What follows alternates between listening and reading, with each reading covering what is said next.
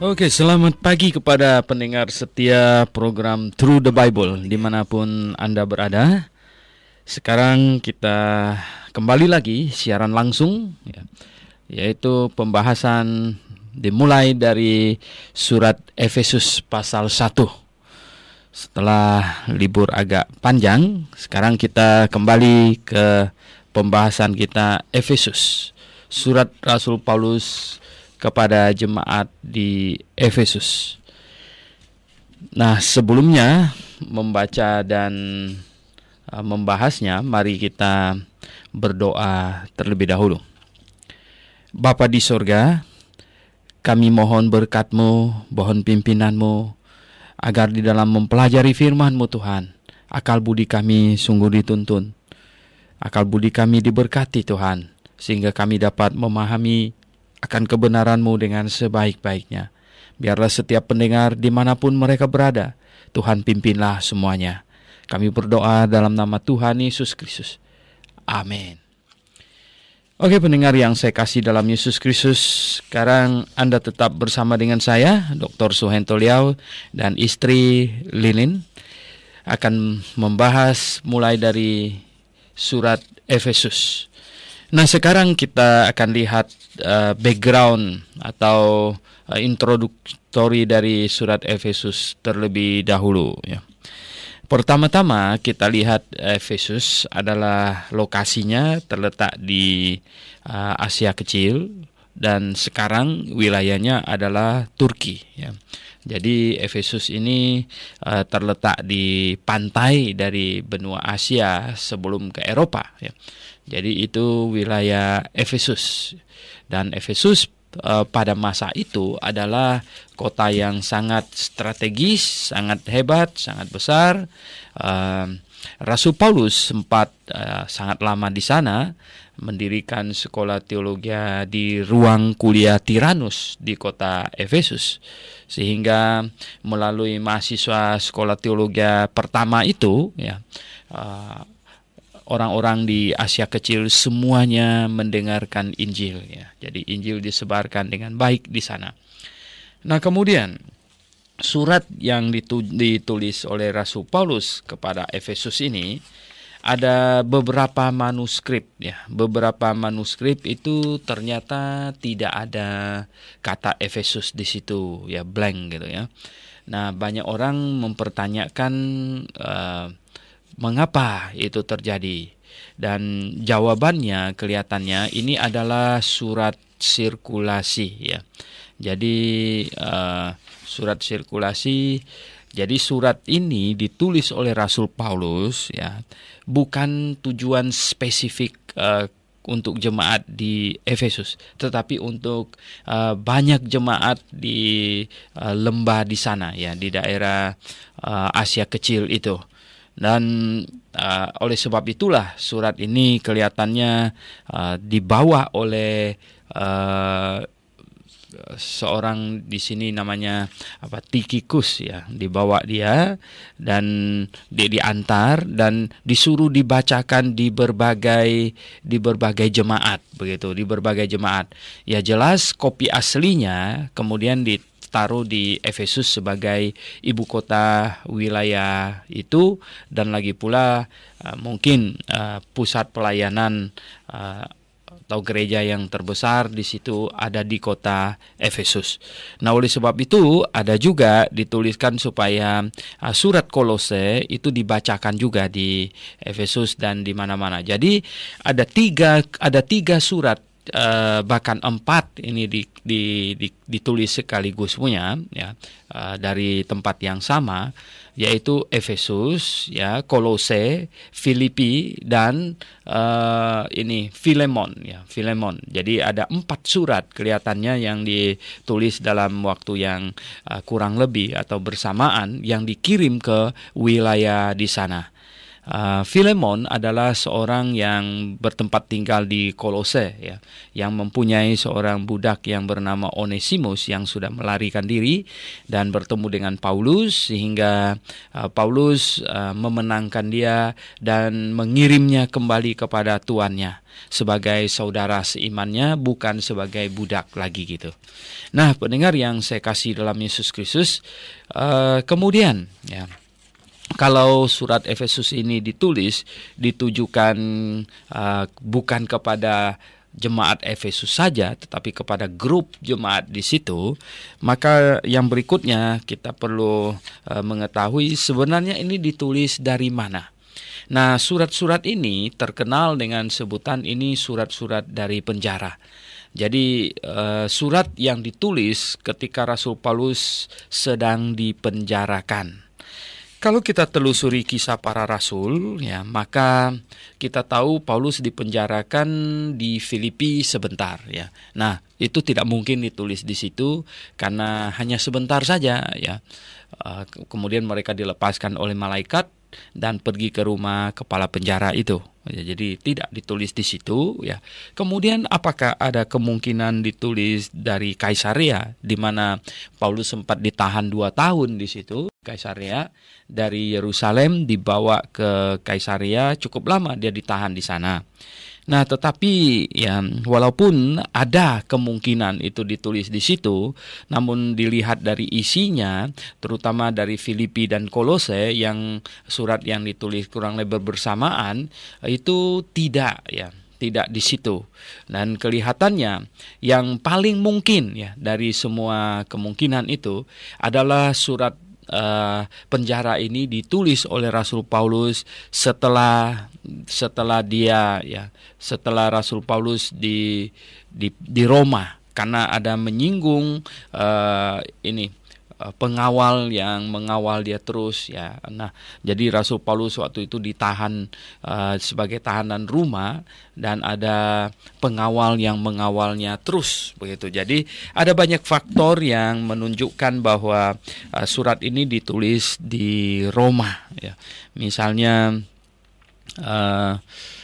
menyinggung soal istana, ya, istana kaisar, ya, ada menyinggung itu. Dan seperti ini di dalam Kolose pasal 4 ayat 14, ya. Jadi itu ada lebih jelas di situ lagi, ya.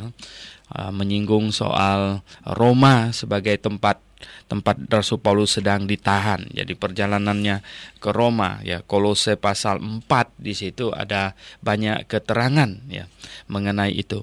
Nah, oleh sebab itu dapat disimpulkan bahwa surat Efesus ini dan surat Kolose, Filipi, ya, dan Filemon, ya, itu ditulis dari Roma ketika Paulus sebagai tahanan yang kalau di dalam kisah para rasul itu di pasal terakhirnya menunjukkan itu. Nah, lalu kalau begitu mengenai waktu penulisan. Nah, kalau sudah tahu tempat penulisan, maka akan lebih gampang untuk memastikan tahun penulisan. Nah, Rasul Paulus sampai di kota Roma sebagai tahanan itu dilacak waktunya itu adalah sekitar AD 54 waktu itu, ya, sekitar AD 54 sampai 57.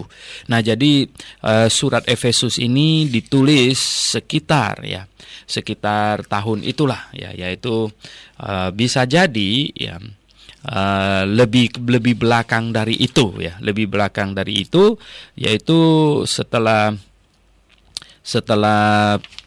suatu waktu begitu, artinya tidak segera setelah mendapatkan input atau mendapatkan banyak masukan tentang keadaan jemaat di sekitar Efesus di sana, Rasul Paulus menulis, dan ya bisa mendekati sekitar tahun 60-an, ya, sekitar tahun 60-an itu surat Efesus ini ditulis.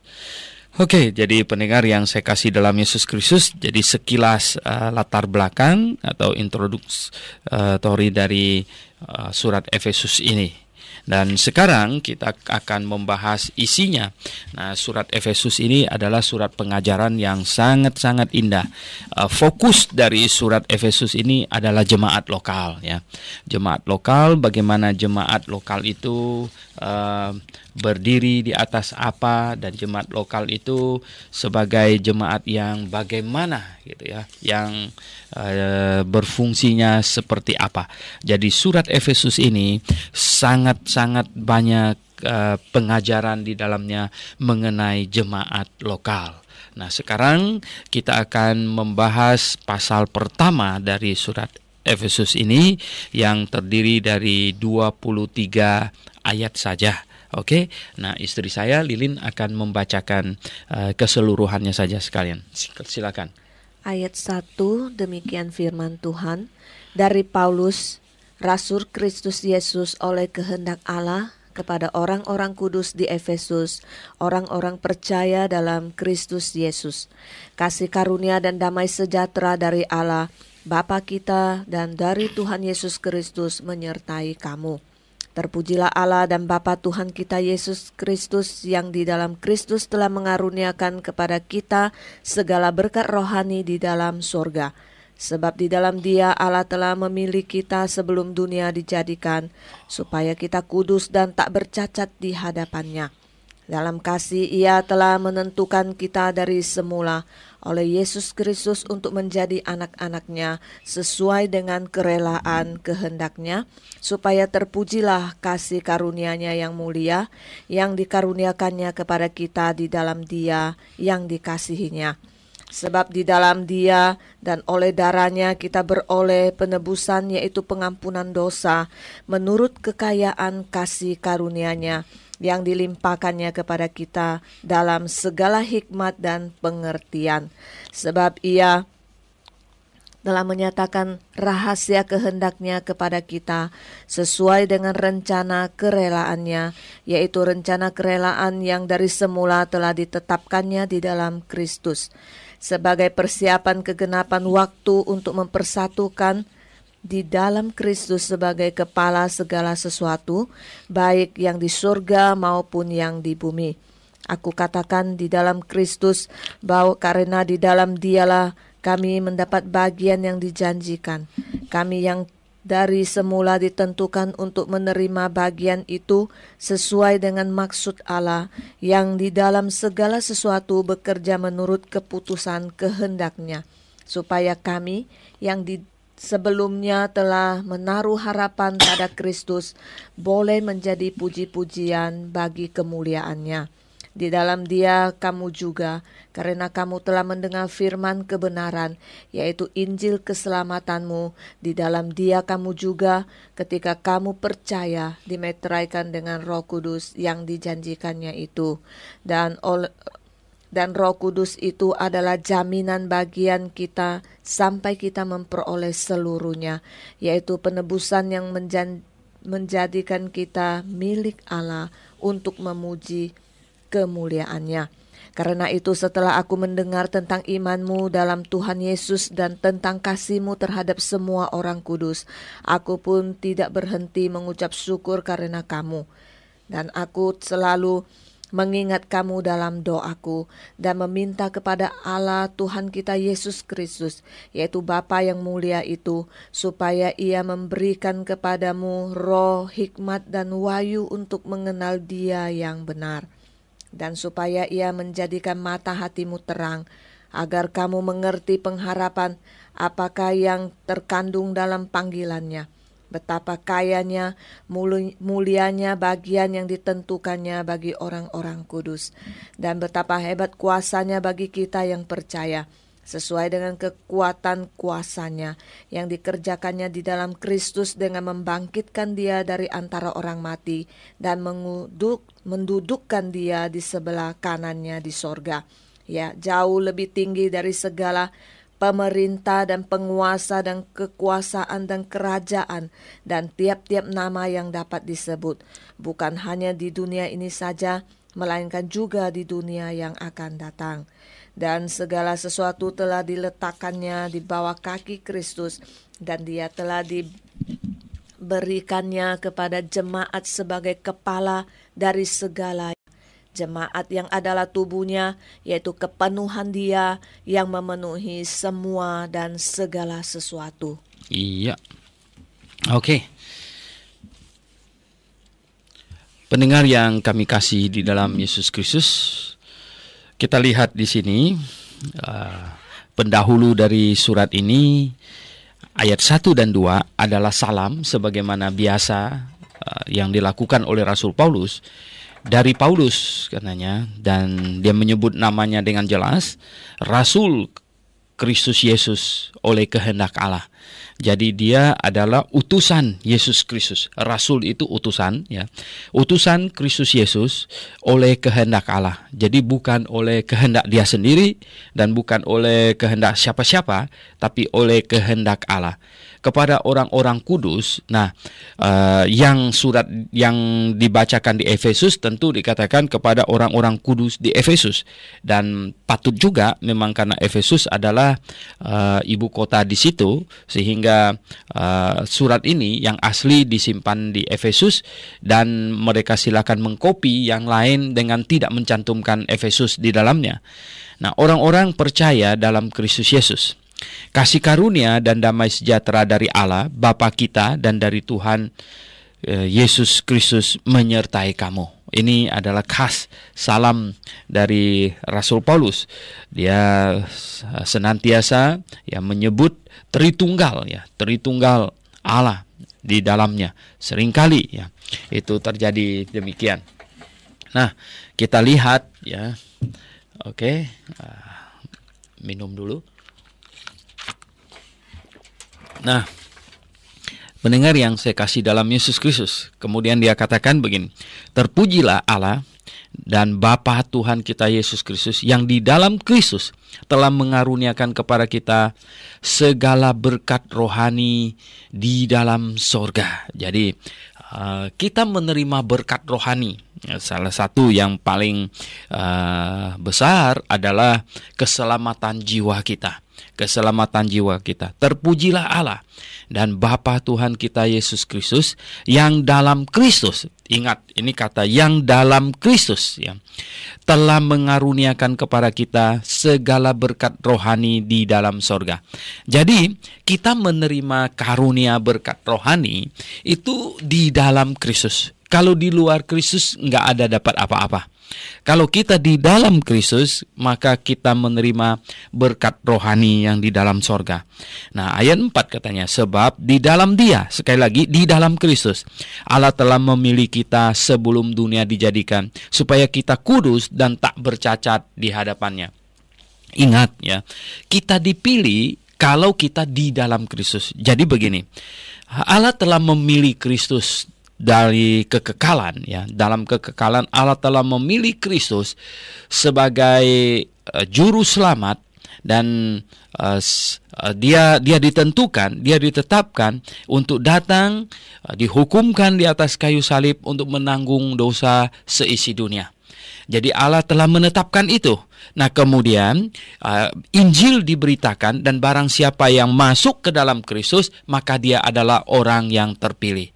Dia adalah orang yang terpilih di dalam Kristus. Jadi maksudnya begini ini bukan seperti yang Calvinis tafsirkan Yang Calvinis tafsirkan itu salah besar itu dia menafsirkan predestinasi, bahwa Tuhan sudah memilih sejumlah orang masuk surga, sejumlah orang masuk neraka, sejak kekal dalam satu dekretnya semua beres gitu Oh, itu tidak benar Itu teologi yang dimunculkan oleh musuh untuk menangkal laju pemberitaan Injil Sebab apa?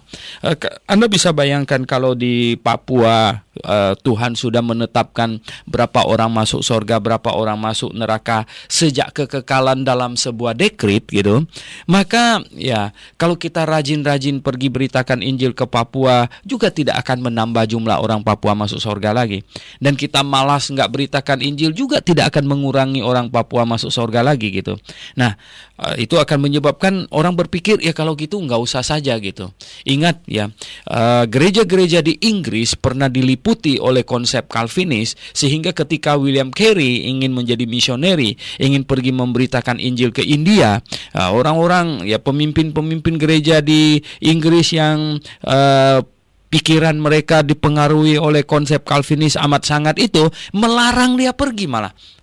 Dan berkata, young man katanya ya, anak muda katanya, kalau Tuhan mau menyelamatkan orang India, dia bisa selamatkan tanpa melalui kamu katanya. Wah, untung William Carey nggak dengarkan mereka, sehingga dia tetap pergi dan kemudian Injil diberitakan di India dan orang India banyak diselamatkan ya. Hari ini kita tahu pemberitaan Injil itu penting, karena di dalam Roma pasal 10 Rasul Paulus sudah berkata demikian, barang siapa berseru kepada nama Tuhan akan diselamatkan. Tapi bagaimana mereka bisa berseru kalau mereka tidak percaya katanya? Lalu bagaimanakah mereka bisa percaya jikalau mereka tidak mendengar katanya? Dan bagaimanakah mereka bisa mendengar kalau tidak ada yang pergi memberitakan? Nah, di dalam Roma pasal 10 Rasul Paulus sudah ngomong demikian ini. Itu tidak mungkin itu predestinasi bahwa Tuhan sudah menetapkan orang masuk surga, masuk neraka, di dalam kekekalan sudah fix begitu. Itu tidak mungkin ya. Nah, kita lihat di sini apa yang dikatakan oleh Nats ini. Ya, bahwa Allah telah memilih Yesus Kristus, dan barang siapa yang bertobat dan percaya kepadanya, masuk ke dalamnya, nah Anda ada di dalam pemilihan itu. Jadi bukan memilih orang percaya satu-satu, tapi Allah memilih Kristus. Allah memilih Kristus sebagai pokok keselamatan. Dan barang siapa yang mendengarkan Injil dan bertobat serta percaya kepada Injil itu, berarti dia masuk di dalam Kristus, berarti dia ada di dalam pemilihan Kristus itu. Nah, pendengar yang saya kasih dalam Tuhan, coba lihat. Nah, sebab di dalam Dia, di dalam siapa? Di dalam Kristus, Allah telah memilih kita. Ya, sebelum dunia dijadikan. Jadi sebelum dunia dijadikan, Allah telah memilih Kristus. Dan barang siapa yang masuk di dalam Kristus, dia masuk dalam pilihan gitu, supaya kita kudus dan tak bercacat di hadapannya. Nah, dalam kasih Ia telah menentukan kita dari semula oleh Yesus Kristus. Sekali lagi, ini Yesus Kristus tidak pernah dilepaskan oleh Yesus Kristus ya, untuk menjadi anak-anaknya sesuai dengan kerelaan kehendaknya, supaya terpujilah kasih karunia-Nya yang mulia yang dikaruniakannya kepada kita di dalam Dia yang dikasihinya. Jadi sungguh ya, katanya kita menentukan kita di dalam oleh Yesus Kristus untuk menjadi anaknya. Ya, barang siapa yang menerima Yesus Kristus akan menjadi anaknya. Itu dikatakan di dalam Injil Yohanes pasal 1 ayat 12 gitu ya. Nah, bagaimana kita bisa menjadi anak Allah? Yaitu jikalau kita menyambut Yesus Kristus. Di sini dikatakan dimenentukan kita dari semula oleh Yesus Kristus untuk menjadi anaknya. Cara menafsirkan Alkitab yang benar adalah bahwa Alkitab itu ayat satu dengan yang lain itu saling mendukung satu dengan yang lain ya. Dia tidak bertentangan. Itu yang kita harus lihat ya. Jadi kita harus mengumpulkan ayat-ayat, dan kita tahu bahwa ayat-ayat Alkitab tidak saling bertentangan. Jangan menyebabkan ayat satu bertentangan dengan yang lain ya. Kalau di dalam Roma dikatakan bahwa orang tidak mungkin bisa percaya kalau dia tidak mendengar, berarti dibutuhkan orang yang pergi memberitakan Injil supaya orang mendengar dan kemudian percaya gitu. Dan di dalam Injil Yohanes pasal 1 ayat katakan ya, tetapi semua orang yang menerimanya diberinya kuasa supaya menjadi anak-anak Allah, yaitu mereka yang percaya dalam namanya. Jadi bagaimanakah kita menjadi anak-anak Allah? Yaitu melalui menerima Yesus Kristus ya, melalui menerima Yesus. Di sini di dalam Efesus memakai cara atau kalimat lainnya, dalam kasih Ia telah menentukan kita dari semula oleh Yesus Kristus untuk menjadi anak-anaknya sesuai dengan kerelaan kehendaknya. Jadi bukan karena paksaan, kerelaan kehendaknya, supaya terpujilah kasih karunia-Nya yang mulia ya, kasih karunia-Nya yang amat besar, yang mulia ya, yang dikaruniakannya kepada kita dalam Dia. Dalam siapa? Dalam Yesus Kristus yang dikasihinya ya, dalam Yesus Kristus. Nah, sebab ya, ayat 7 dikatakan, sebab di dalam Dia dan oleh darahnya kita beroleh penebusan ya. Di dalam Dia, sekali lagi, selalu di dalam dalam Yesus Kristus. Barang siapa yang di luar Yesus Kristus, engkau binasa. Tetapi jikalau engkau di dalam Yesus Kristus, engkau aman. Engkau di dalam lingkup proteksi. Engkau di dalam lingkup penebusan. Karena engkau di dalam Yesus Kristus. Ya. Bagaimana cara supaya di dalam Yesus Kristus? Bertobat dan percaya kepadanya. Nah, sebab katanya di dalam Dia dan oleh darahnya kita beroleh penebusan. Ya, kita beroleh penebusan, yaitu pengampunan dosa menurut kekayaan kasih karunia-Nya yang dilimpahkannya kepada kita dalam segala hikmat dan pengertian. Ya. Oh, sungguh indah. Ya. Di dalam Dia, di dalam Yesus, oleh darahnya kita beroleh penebusan. Nah, darahnya menebus kita. Ini bagaimana itu cara darah menebus kita? Darahnya menebus kita. Di ayat 5, dalam kasih Ia telah menentukan kita dari semulanya oleh Yesus Kristus. Kata dari semulanya itu tidak ada di dalam bahasa aslinya. Nah, kita lihat ya, mestinya ini dalam kasih Ia telah menentukan kita oleh Yesus Kristus untuk menjadi anak-anaknya. Jadi kita ditentukan dalam Yesus Kristus untuk menjadi anak-anaknya. Kemudian di ayat 7 dikatakan, sebab di dalam Dia dan oleh darahnya kita beroleh penebusan. Jadi kita beroleh penebusan dalam darah Yesus Kristus. Bagaimana cara memperolehnya? Yaitu dengan mengaku diri kita orang berdosa dan kemudian mengaminkan penyaliban Yesus Kristus, kematian Yesus Kristus di atas kayu salib sebagai kematian diri kita. Kitalah yang seharusnya dimatikan di sana, kitalah yang berdosa, kitalah yang seharusnya menerima penghukuman, tetapi Dia menggantikan kita. Kita mengaminkan ini, maka itu penebusan terjadi pada diri kita, yaitu pengampunan dosa katanya, menurut kekayaan kasih karunia-Nya. Nah, kalau kita berbuat demikian, maka di hadapan Allah Bapa, dosa kita dihitung telah dijatuhi hukuman, ditanggung oleh Yesus Kristus. Maka terjadilah pengampunan dosa menurut kekayaan kasih karunia-Nya, ya, kekayaan kasih karunia-Nya yang dilimpahkannya kepada kita dalam segala hikmat dan pengertian. Dilimpahkan kepada kita, ya, dalam segala hikmat, bukan secara membabi buta, bukan secara feeling-feelingan saja, tetapi dalam segala hikmat dan pengertian. Jadi harus dapat dijelaskan. Sesuatu yang bersifat pengertian itu adalah bisa dijelaskan punya, explainable, ya. Jadi bisa dijelaskan punya gitu. Nah, pendengar yang saya kasih dalam Yesus, ayat 9 dikatakan, sebab Ia telah menyatakan rahasia kehendak-Nya kepada kita sesuai dengan rencana kerelaannya, yaitu rencana kerelaan yang dari semula telah ditetapkannya di dalam Kristus sebagai persiapan kegenapan waktu untuk mempersatukan di dalam Kristus sebagai kepala segala sesuatu, baik yang di sorga maupun yang di bumi. Wah, ini panjang sekali kalimatnya.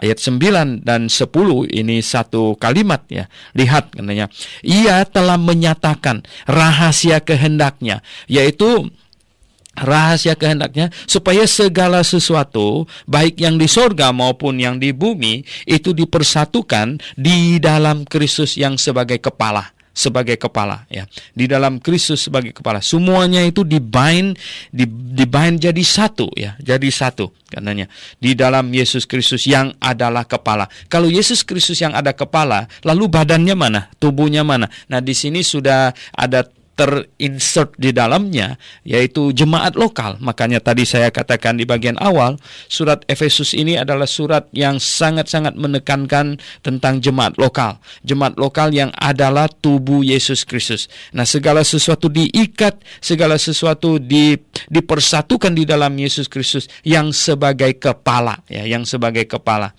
Nah, kita lihat, aku katakan, ayat 11 dikatakannya demikian, di dalam Kristus, ulang-ulang, di dalam Kristus. Karena di dalam Dialah kami mendapat bagian yang dijanjikan. Jadi, inti dari surat Efesus ini adalah kita harus ada di dalam Kristus. Ya, kalau di luar Kristus, ya kamu tidak ada bagian. Tidak ada bagian. Nah, bagaimana supaya kita ada di dalam Kristus? Yaitu melalui bertobat dan percaya kepadanya. Kalau kita di dalam Kristus, maka kita adalah orang-orang yang terpilih karena Allah memilih Kristus. Ya, Allah telah memilih Kristus sejak di dalam kekekalan, menentukan bahwa Dialah, di dalam Dialah segala sesuatu yang masuk di dalam Dia itu akan ada di dalam kasih karunia Allah. Ya. Jadi di sini dikatakan di dalam Kristus, karena di dalam Dialah kami mendapat bagian yang dijanjikan. Ya. Kami yang dari semula ditentukan untuk menerima bagian itu sesuai dengan maksud Allah, yang di dalam segala sesuatu bekerja menurut keputusan kehendaknya. Ya, menurut keputusan kehendaknya. Jadi menetapkan kita yang di dalam Kristus, ya, kita akan mendapatkan bagian, ya, di dalam Kristus. Supaya katanya kami yang sebelumnya telah menaruh harapan pada Kristus, ayat 12, ya, boleh menjadi puji-pujian bagi kemuliaannya. Ya, bukan hanya Rasul Paulus saja, tetapi siapa saja yang menaruh pengharapan pada Kristus, ya, menaruh harapan pada Kristus, artinya begini, menaruh harapan itu artinya percaya kepadanya, percaya bahwa di dalam Yesus Kristuslah kita berkenan kepada Allah, di dalam Yesus Kristuslah kita menjadi kudus, di dalam Yesus Kristuslah kita menjadi anak-anak Allah, di dalam Yesus Kristuslah kita mendapat bagian hidup yang kekal. Ya, jadi segalanya itu karena kita di dalam Yesus Kristus, gitu. Nah, ayat yang ke-13 ini indah sekali, ya. Di dalam Dia kamu juga, katanya, karena kamu telah mendengar firman kebenaran. Lihat, ya, nah, karena kamu telah mendengar firman kebenaran, yaitu Injil keselamatanmu. Kamu mendengar Injil, ya, di dalam Dia, di dalam Yesus, kamu juga, ya, ketika kamu percaya. Nah, ketika kamu percaya. Jadi ada bagian dari manusia, yaitu ketika kamu percaya. Ketika kamu percaya, ya. Ketika kamu percaya, kamu masuk dalam Yesus Kristus, ya. Jadi cara kita masuk dalam Yesus Kristus itu adalah melalui percaya kepadanya. Kalau saya tidak percaya kepada Yesus, saya tidak di dalam Yesus. Kalau saya percaya kepada Yesus, maka saya di dalam Yesus Kristus. Nah, inilah yang mau dikatakan oleh Rasul Paulus. Dan apakah yang membuat saya percaya kepada Yesus Kristus? Berita Injil. Berita Injil yang saya dengar, dan kemudian saya percaya berita itu, maka saya masuk di dalam Yesus Kristus. Maka saya masuk dalam lingkup pemilihan. Maka saya masuk ke dalam program Allah yang mau menyatukan segala sesuatu, katanya, di dalam Dia. Saya masuk di situ. Nah, ketika kamu percaya, katanya, ketika kamu percaya, ya, dimeteraikan dengan Roh Kudus yang dijanjikannya itu. Jadi, pendengar yang saya kasih dalam Yesus Kristus, ya, kita mendengar Injil, kemudian kita menjadi percaya saat itu. Nah, pada saat kita percaya itulah kita masuk di dalam Yesus Kristus, kita menjadi orang yang di dalam Yesus Kristus, dan kita dimeteraikan dengan Roh Kudus. Maksudnya Roh Kudus masuk ke dalam hati kita. Lalu kita dimeteraikan dengan Roh, bukan Roh Kudusnya megang-megang meterai begitu terus dikasih lem kemudian ditempelkan, bukan begitu tentu, ya. Yang dimaksudkan dimeteraikan dengan Roh Kudus itu artinya Roh Kudus membuat tanda kita ini milik Allah, gitu. Membuat tanda kita ini milik Allah, ya. Jadi Roh Kudus menandain kita bahwa kita ini milik Allah, dan Roh Kudus tinggal di dalam hati kita. Dia masuk ke dalam hati kita, dia tinggal di dalam hati kita. Apakah perlu ada merasa sesuatu begitu seperti jarum masuk ke dalam hati kita, sakit gitu, atau gelepar-gelepar begitu? Apa perlu begitu, ya? Oh, enggak dikatakan begitu, ya. Sama sekali tidak dikatakan begitu. Nah, hanya dikatakan ketika kamu percaya, maka kamu dimeteraikan dengan Roh Kudus. Ketika kamu percaya. Jadi pendengar yang saya kasih dalam Yesus Kristus, yang kita jadikan pegangan itu adalah ayat firman Tuhan, bukan perasaan kita, bukan sesuatu yang dirasakan oleh tubuh kita, ya, oleh ini syaraf-syaraf di bawah kulit kita, bukan, ya, tetapi ayat Alkitab. Ayat Alkitablah yang menjadi pegangan kita. Itulah yang paling penting, ya. Oleh sebab itu, pendengar dalam Yesus Kristus, di sini dikatakan, ya, ketika kamu percaya, maka kamu dimeteraikan dengan Roh Kudus, ya, yang dijanjikannya itu. Dijanjikan di mana? Oh, dijanjikan di dalam Yehezkiel 36 ayat 26. Coba kita lihat di Yehezkiel, ya. Yehezkiel 36, ya. Yehezkiel 36 ayat 26, ya. Di situ ada banyak bagian Alkitab Perjanjian Lama yang menjanjikan, ya. Kamu akan kuberi berikan hati yang baru dan roh yang baru di dalam batinmu, dan aku akan menjauhkan dari tubuhmu hati yang keras, dan kuberikan kepadamu hati yang taat. Rohku akan kuberikan diam di dalam hatimu, dan aku akan membuat kamu hidup menurut segala ketetapanku. Nah, ini janji Tuhan bahwa Roh Kudus akan masuk ke dalam hati kita. Dalam Yoel pasal 2 ayat yang ke-28, 29, 30, di situ dijanjikan taruna-tarunamu akan berbicara. Jadi Roh Kudus masuk ke dalam hati kita. Roh Kudus masuk ke dalam hati kita. Nah, Rasul Paulus menjanjikan, Rasul Paulus mengutip kitab Yoel bahwa janji yang di dalam kitab Yoel itu ditepatin atau digenapi oleh mereka pada hari Pentakosta. Nah, oleh sebab itulah maka ya kita lihat pada hari Pentakosta ketika terjadi baptisan Roh Kudus, itu pada hari Pentakosta di Yerusalem terjadi baptisan Roh Kudus. Nah, kita lihat seringkali ada disalah pengertiankan antara Roh Kudus masuk ke dalam hati kita dengan dibaptis dengan Roh Kudus. Kalau kita lihat di dalam Alkitab Kisah Para Rasul, ya, pembaptisan Roh Kudus itu hanya terjadi 4 kali saja. Satu kali terjadi di Yerusalem, itu Kisah Rasul pasal 2. Satu kali terjadi di Samaria, itu Kisah Rasul pasal 8. Satu kali terjadi di Yudea, yaitu di rumahnya Cornelius, itu Kisah Rasul pasal 10, dan kemudian satu kali lagi terjadi di luar Yahudi, yaitu di kota Efesus, Kisah Rasul pasal 19 ya. Nah, pendengar yang saya kasih dalam Yesus Kristus, sesudah itu tidak ada lagi terjadi baptisan Roh Kudus, dan tidak ada satu pendeta pun di muka bumi ini yang berhak dan layak untuk membaptis orang dengan Roh Kudus, menumpangkan tangan dan lain sebagainya ya. Ingat baik-baik, itu durhaka. Itu Roh Kudus itu Allah sendiri, pribadi Allah. Dan kita lihat di sini ya, di dalam Alkitab hanya terjadi 4 kali saja. Satu kali di Yerusalem, Kisah Rasul pasal 2, sekali lagi. Satu kali di Samaria, Kisah Rasul pasal 8. Satu kali di rumahnya Cornelius, yaitu di ibu kota Judea, yaitu Kaisarea. Satu kali di luar Yahudi, di kota Efesus ya, di kota Efesus, Kisah Rasul pasal 19. Nah, pendengar yang saya kasih dalam Yesus Kristus, kelihatannya ya pembaptisan Roh Kudus ini adalah menandain tahapan pemberitaan Injil. Setelah Kisah Rasul pasal 2 di Yerusalem terjadi pembaptisan Roh Kudus, itu tidak pernah diulangi lagi. Ya, selanjutnya orang Yerusalem yang bertobat percaya kepada Tuhan Yesus, mereka sudah langsung menerima Roh Kudus ya, bulan depan orang percaya Tuhan lagi, mereka terima Roh Kudus ya. Tahun depan mereka percaya Tuhan Yesus, mereka terima Roh Kudus ya. Jadi tidak ada pengulangan lagi di situ. Dan di Samaria terjadi cuma 1 kali juga. Besoknya ada orang Samaria percaya Tuhan Yesus, langsung menerima Roh Kudus. Demikian juga di seluruh Yudea dan kemudian di luar Yahudi. Ya, hari ini kita, barang siapa yang bertobat percaya kepada Tuhan Yesus, kita sudah langsung menerima Roh Kudus.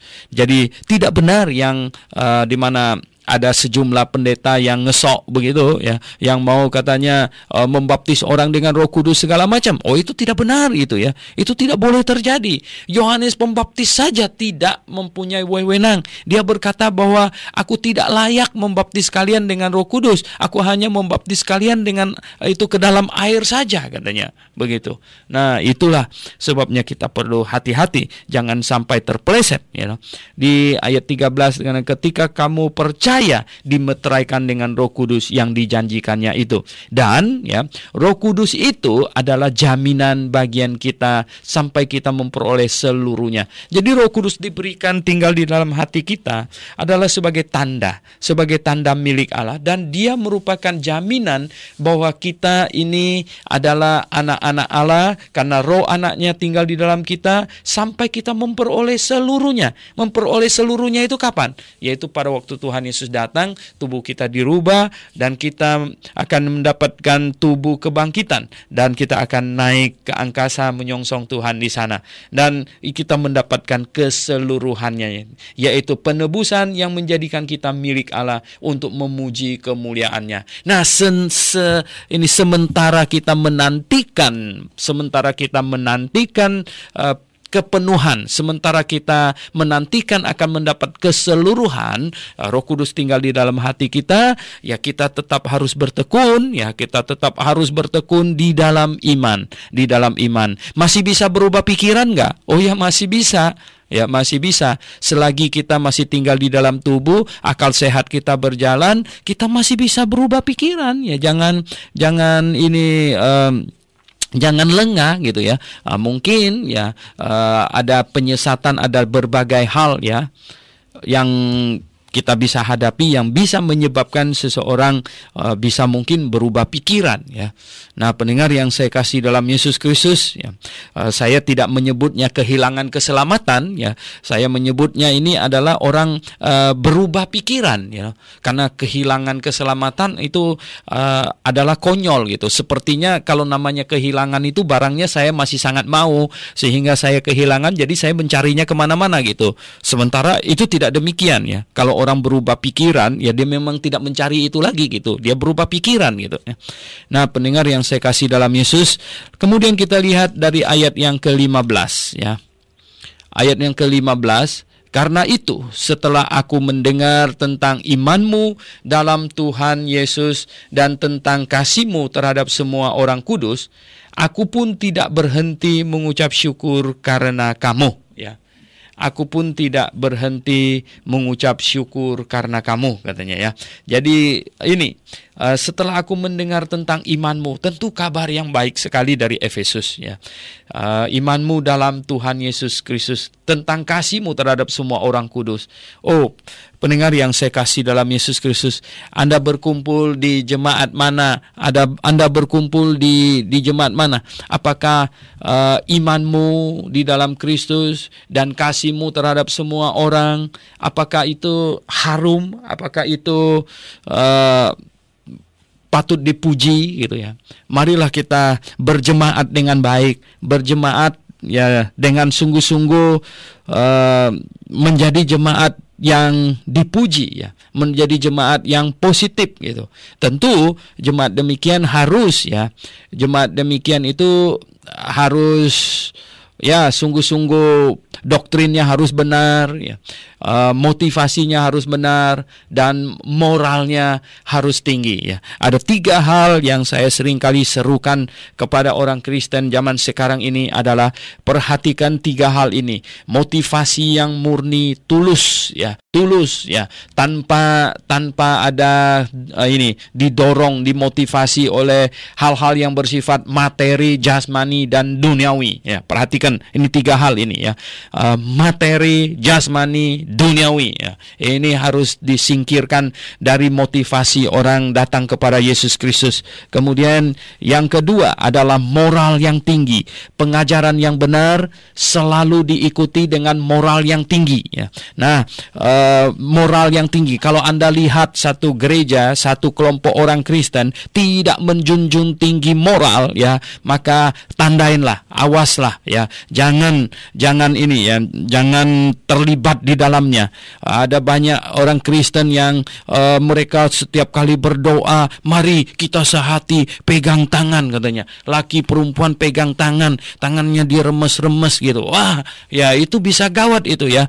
Oh, itu tidak boleh. Sehati itu tidak usah pegang tangan ya. Sehati itu tidak usah pegangan tangan. Sehati itu begini, satu orang yang berdoa, yang lain mendengarkan dengan baik, mengaminkan kata-kata yang didengar itu. Itu sehati namanya ya. Tapi kalau ada 10 orang pegangan tangan ya, malah ngomongnya serentak, 10-nya sama-sama bicara serentak, itu bukan sehati namanya. Itu masing-masing hati, yang satu itu cuma tangannya saja gitu, yang satu gitu ya. Jadi pendengar yang saya kasih dalam Yesus Kristus, oke, Anda tidak usah terima mentah-mentah apa yang saya katakan. Anda pikirkan dengan sungguh-sungguh. Coba direnungkan, benar nggak apa yang saya ucapkan ini ya. Coba renungkan ya.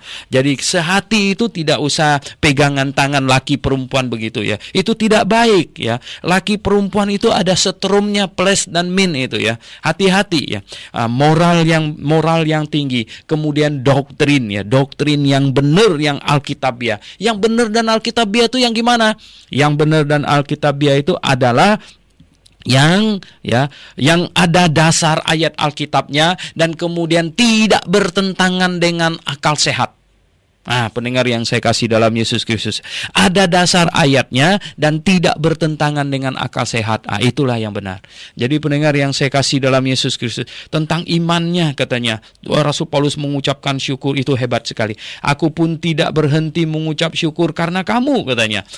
Orang Efesus hebat sekali ya di sana jemaatnya. Dan aku selalu mengingat kamu dalam doaku dan meminta kepada Allah Tuhan kita Yesus Kristus, yaitu Bapa yang mulia itu, supaya Ia memberikan kepadamu roh hikmat dan wahyu untuk mengenal Dia dengan benar. Kita hari ini harus selalu berdoa supaya Tuhan memberikan kepada kita roh hikmat, supaya kita dapat memahami kebenaran firman-Nya dan wahyu. Nah, wahyu itu terbatas pada waktu itu. Wahyu terakhir turun sampai kitab Wahyu pasal 22 ayat 21, stop, tidak turun wahyu lagi gitu. Karena Alkitab ini sudah cukup, satu-satunya firman Tuhan. Tuhan menghentikan wahyunya sampai kitab Wahyu pasal terakhir, ayat terakhir. Nah, sekarang kita minta roh hikmat supaya kita mengerti wahyu yang sudah tertulis ini dengan baik ya. Wahyu ini ya, supaya kita bisa mengenal Dia dengan benar gitu. Dan supaya Ia menjadikan mata hatimu terang. Ingat, pada waktu surat Efesus ini ditulis, ya pewahyuan belum berhenti gitu. Pewahyuan belum berhenti. Sehingga Rasul Paulus mengajar kepada jemaat supaya mereka meminta roh hikmat dan wahyu katanya. Dan sekarang wahyu sudah berhenti dan kita hanya minta roh hikmat gitu. Dan supaya Ia menjadikan mata hatimu terang ya. Mata hati kita terang, peka, dapat membedakan mana yang salah, mana yang benar gitu. Mataharimu terang katanya ya, agar kamu mengerti pengharapan apakah yang terkandung di dalam panggilannya, supaya kita mengerti pengharapan di dalam Yesus Kristus gitu. Betapa kayanya kemuliaan bagian yang betapa kayanya kemuliaan bagian yang ditentukannya bagi orang-orang kudus. Ya, betapa kemuliaan yang sebenarnya melampaui segala-galanya. Dan betapa hebat kuasanya bagi kita yang percaya sesuai dengan kekuatan kuasanya yang dikerjakannya di dalam Kristus dengan membangkitkan Dia dari antara orang mati dan mendudukkan Dia di sebelah kanannya di sorga. Jadi Tuhan Yesus dibangkitkan dari orang mati dan didudukkan di sebelah kanan Allah Bapa di sorga, jauh lebih tinggi dari segala pemerintah dan penguasa dan kekuasaan dan kerajaan dan tiap-tiap nama yang dapat disebut, bukan hanya di dunia ini saja, melainkan juga di dunia yang akan datang. Jadi Yesus Kristus namanya di atas segala-galanya. Dia adalah yang duduk di sebelah kanan Allah Bapa. Dia akan datang kemudian menghakimi dunia ini. Dia juru selamat dunia, Dia hakim dunia, Dia raja, dan semuanya Dia adalah pribadi Allah yang kedua. Jadi pendengar yang saya kasih dalam Yesus Kristus, sungguh luar biasa ya. Melainkan juga di dunia yang akan datang. Dia namanya bukan berkuasa di dunia ini saja, tapi di dunia yang akan datang. Tuhan Yesus sendiri berkata loh di dalam Injil Matius pasal 28, segala kuasa di sorga dan di bumi telah diberikan kepadaku. Ya, ada di dalam tangannya, yaitu kuasa di sorga dan di bumi. Kepadaku telah diberikan segala kuasa di sorga dan di bumi. Jadi yang berkuasa di sorga dan yang berkuasa di bumi itu adalah Yesus Kristus. Ya, Yesus Kristus. Nah, kemudian di ayat yang ke-22 katanya, dan segala sesuatu telah diletakkan di bawah kaki Kristus, dan Dia telah diberikannya kepada jemaat sebagai kepala. Tapi Yesus Kristus diberikan kepada jemaat sebagai kepala. Jemaat sebagai kepala dari segala yang ada. Jemaat yang adalah tubuhnya, yaitu kepenuhan Dia yang memenuhi semua dan segala sesuatu. Jadi pendengar yang saya kasih dalam Yesus Kristus ya, Yesus Kristus adalah kepala, jemaat adalah tubuhnya. Ya, jemaat adalah tubuhnya. Tentu ini tubuh rohani maksudnya. Jemaat lokal adalah tubuhnya. Ya, tubuhnya. Jadi jemaat lokal Grafe di Jakarta Sunter ini tubuh Kristus ya. Ini artinya begini. satu institusi yang mewakili Kristus ada disunter di sini. Tubuh Kristus yang mewakili Kristus disunter ini. Nah, tubuh Kristus di Pontianak itu yang mewakili Kristus di Pontianak. Tubuh Kristus di Bandung itu yang mewakili Kristus di Bandung. Tentu tubuh rohani maksudnya, ya. Jadi di sini dikatakan jemaat yang adalah tubuhnya, yaitu kepenuhan dia, kepenuhan. Jadi secara rohani, ya, kepenuhan Kristus, kepenuhan Roh Kudus, ya. Roh Kudus memenuhi dia, ya, kepenuhan dia yang memenuhi semua dan segala sesuatu dalam jemaat, maksudnya memenuhi semua dan segala sesuatu dalam jemaat. Ini bukan panteisme lalu Allah ada di dalam semua adalah Allah, bukan, ya. Tetapi ini artinya Kristus yang memenuhi seluruh jemaat, karena jemaat adalah tubuhnya, jemaat lokal ini. Ini bukan jemaat universal. Di sini menunjuk kepada jemaat lokal di Efesus, ya, jemaat lokal. Jemaat yang adalah kepenuhan Yesus Kristus di dalamnya. Jadi pendengar yang saya kasih dalam Yesus Kristus, apakah jemaat Anda adalah jemaat Yesus Kristus yang penuh dengan Yesus Kristus di dalamnya? Ada kepenuhan Yesus Kristus di dalamnya, sehingga segala sesuatu dilakukan sesuai dengan keinginan Yesus Kristus, dan kekudusan jemaat itu harus dijaga karena jemaat adalah tubuh Yesus Kristus. Jadi jemaat yang kudus dan yang lokal, bukan yang ya, tapi yang lokal gitu, yang lokal, bukan yang Katolik, karena itu sama dengan Katolik, itu sama dengan universal. Kalau dalam bahasa Inggris itu pengakuan itu disebut I believe in the Holy and Catholic Church, katanya, ya. Nah, banyak orang tidak tahu bahwa kata itu sama dengan Katolik, sama dengan universal, ya. Saya tidak mengakui percaya gereja yang kudus dan saya percaya gereja yang kudus dan yang lokal, ya, yang lokal. Jadi bukan yang bersifat seluruh universal gitu. Nah, ada dua konsep tentang tubuh Kristus ini, yaitu tubuh Kristus itu adalah satu seluruh dunia. Satu, ya, jadi seluruh orang Kristen ada di dalam tubuh Kristus seluruh dunia. Dan konsep yang kedua adalah tiap-tiap gereja lokal adalah tubuh Kristus. Jadi satu jemaat lokal itu tubuh Kristus. Nah, saya percaya yang kedua. Inilah yang benar, ya. Jadi inilah, kalau anggota jemaatnya hidup kudus, ya, semuanya ada pendisiplinan di dalamnya, inilah jemaat Tuhan yang kudus itu. Jemaat Tuhan yang kudus, yang dipenuhi oleh Yesus Kristus. Seluruh aspek jemaatnya dipenuhi oleh Yesus Kristus. Ya, jadi memenuhi semua dan segala sesuatu di dalam jemaat, tentu maksudnya. Oh, pendengar yang saya kasih dalam Yesus Kristus, kita lihat, ya, pertama Efesus pasal 1 ini. Di dalam Efesus pasal 1 ini, Rasul Paulus memasukkan, ya, sesuatu yang sangat penting, yaitu bagaimanakah sebuah jemaat itu terbentuk, yaitu melalui orang yang percaya dan dimeteraikan dengan Roh Kudus, ya. Dan ketika kita masuk ke dalam jemaat, kita masuk di dalam kita menjadi anggota jemaat. Ketika kita bertobat dan kita percaya kepada Yesus Kristus, kita ada di dalam Kristus, ya. Kita ada di dalam Kristus. Dan kalau kita ada di dalam Kristus, kita masuk ke dalam lingkup pemilihan Allah. Karena Allah memilih Yesus Kristus di dalam kekekalan. Jadi barang siapa yang masuk ke dalam Kristus, dia ada di dalam lingkup pemilihan. Itu yang dimaksudkan di ayat 4. Oke, pendengar yang saya kasih dalam Yesus, saatnya habis bagi kita. Kita harus stop di sini. Mari kita berdoa. Bapa di sorga, terima kasih untuk kasih setiamu, atas berkat-Mu bagi hidup kami, atas hikmat yang Tuhan berikan kepada kami untuk memahami kebenaran-Mu. Kami ucapkan syukur kepadamu. Dalam nama Tuhan Yesus Kristus kami berdoa. Amin.